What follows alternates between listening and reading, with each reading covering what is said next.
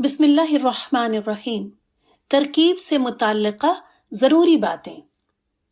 Number 1، آپ نے basic grammar کا جو بھی کورس کیا ہے اس کی کتاب یا اس کے نوٹس ان کو بار بار ریوائز کرتے رہیں اور اچھی طرح ذہن نشین کر لیں۔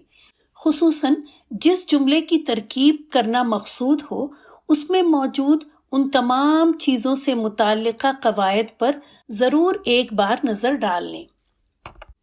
مثلاً ضرب زید عمرا بالخشبۃ فی الدار کی ترکیب کرنے سے پہلے فعل، فاعل، مفعول بہ اور جار مجرور کے قواعد ایک بار دیکھ لیں تو انشاءاللہ تعالی ترکیب کے بعد یہ قواعد دیر تک ذہن میں محفوظ رہیں گے۔ خصوصاً ابتدا میں یہ عمل اختیار کرنا بہت ضروری ہے۔ دوسرے، ترکیب سے پہلے عبارت میں موجود تمام ایسے کلمات کے معانی تلاش کریں کہ جن کے معانی اس سے قبل معلوم نہ ہوں، کیونکہ معانی جاننے کی بنا پر بھی ترکیب میں بے حد آسانی پیدا ہو جاتی ہے۔ مثلاً اکل الکمثرى یحییٰ کی ترکیب میں اگر الکمثرى کا معنی معلوم نہ ہو سکتا ہے اسے کوئی درندہ اور فاعل گمان کر کے یوں ترجمہ کر دیا جائے کہ کمثرى نے یحییٰ کو کھایا، لیکن اگر پہلے اس کا ترجمہ دیکھ لیا جائے تو معلوم ہوگا کہ الکمثرى امرود کو کہتے ہیں، لہٰذا اب یقیناً معلوم ہو جائے گا کہ یحییٰ فاعل اور الکمثرى مفعول بہ ہے، کیونکہ ترجمہ یہ بنے گا کہ یحییٰ نے امرود کھایا۔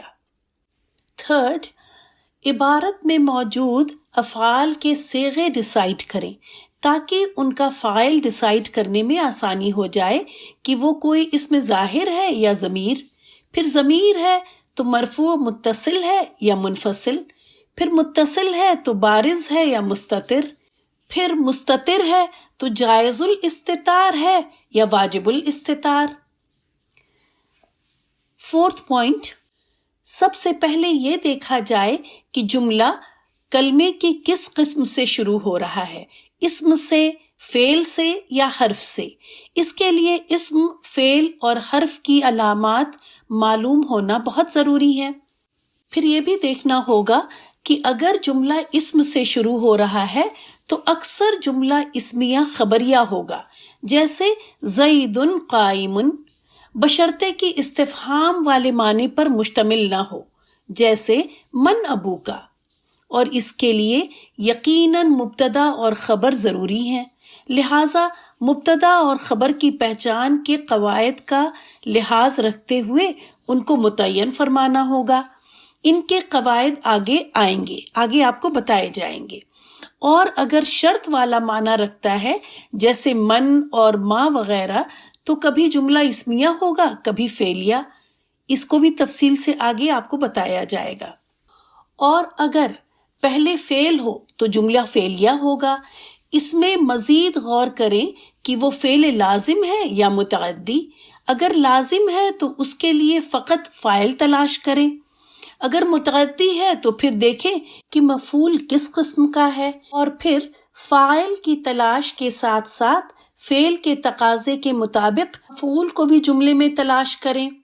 فاعل و مفعول کے تعین کا طریقہ بھی آگے بتایا جائے گا۔ اور اگر شروع میں حرف ہو تو سب سے پہلے حرف کی قسم متعین فرمائیں، مثلاً وہ عاملہ ہے یا غیر عاملہ۔ اگر عاملہ ہے تو اسم پر داخل ہونے والا ہے یا فعل پر، اسم پر داخل ہونے والا ہے تو حروف جارہ ہے یا حروف مشبہ بالفعل، یا لائے نفی جنس یا حروف ندا میں سے کوئی ہوگا۔ اور اگر فعل پر داخل ہونے والے حروف ہیں تو چاہے ناصبہ ہوں یا جازمہ، جملہ فعلیہ ہوگا۔ سب باتوں کو سمجھنے کے لیے سابقہ اور آئندہ آنے والے قواعد کو اچھی طرح ذہن نشین کرنا ضروری ہوگا۔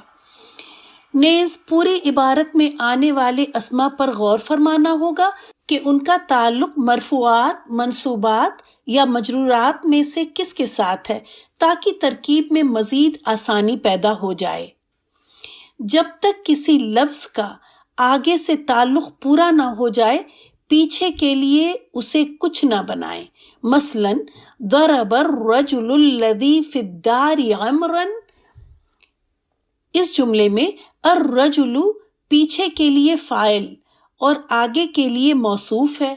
چنانچہ ترکیب کرتے ہوئے یوں کہا جائے گا ضرب فعل، الرجل موصوف الاخ. اس کے برخلاف الرجل کو موصوف بنائے بغیر فوراً ہی ضربہ کا فاعل قرار دینا غلط ہو جائے گا. پھر عبارت میں ترکیبی قواعد کی رو سے کلمات کا آپس میں تعلق دیکھ کر مسند اور مسند الیہ بھی تلاش کرنا ہوگا. ترکیب کرتے ہوئے یہ یاد رکھنا بہت ضروری ہے کہ ما قبل میں کیا کیا بنا چکی ہوں اور اب مجھے کیا کیا تلاش کرنا ہے. ترکیب میں آسانی کے لیے لفظی ترجمہ نکالنے میں مہارت کا حصول بے حد ضروری ہے، کیونکہ لفظی ترجمہ اور ترکیب کا آپس میں گہرا تعلق ہے. چنانچہ ترکیب سے ترجمہ اور ترجمے سے ترکیب سمجھ میں آتی ہے. خوب یاد رہے کہ قواعد نحو اکثری ہیں، کلی نہیں. یعنی یہ قواعد کلام عرب کی تمام مسئلہ میں جاری ہوں ضروری نہیں، بلکہ اکثر مسئلے میں ان کے استعمال کو پیش نظر رکھا گیا ہے. لہٰذا اگر کوئی ترکیب بیان کردہ اسلوب کے خلاف نظر آئے تو پریشان ہونے کی ضرورت نہیں. اور آخر میں ضروری تنبیہ: عبارت درست ہونے کا مطلب کسی درست عبارت والے سے سن کر اعراب حفظ کر لینا یا اعراب لگی ہوئی عبارت کا رٹ لینا یا زبان میں روانی کا حصول نہیں، بلکہ ہر پڑھے جانے والے اعراب کی وجہ، اعراب بما دلیل معلوم ہونا اس کی حتمی علامت ہے.